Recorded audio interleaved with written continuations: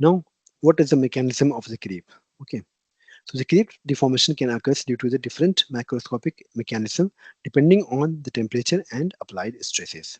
Obviously, because the creep, the term has induced due to the two things. First is the high temperature and the stress. Okay, so, so the mechanism will also increase, also depend on at what temperature and at what load that you are having the material or component, right?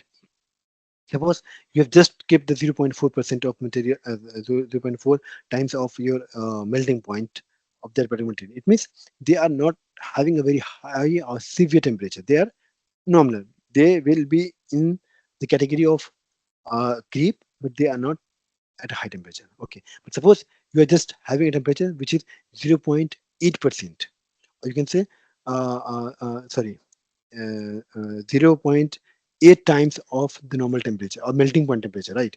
It means they are at a very high temperature. So there, the creep mechanism would be very different. Okay, so it depends over the temperatures.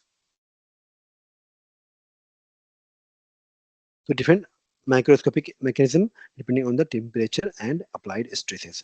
And if suppose you are having the very very high temperature, right? Suppose 0.8 times of a melting point, but they are not having the high load. And if they are not experiencing the high load, it means they are not having a high stress. And they are not having high stress, the creep would be low. So it totally depends about the times, okay, and sorry, temperature and load. So at what temperature and corresponding to that, what load that you have applied, that will decide the mechanism of a creep.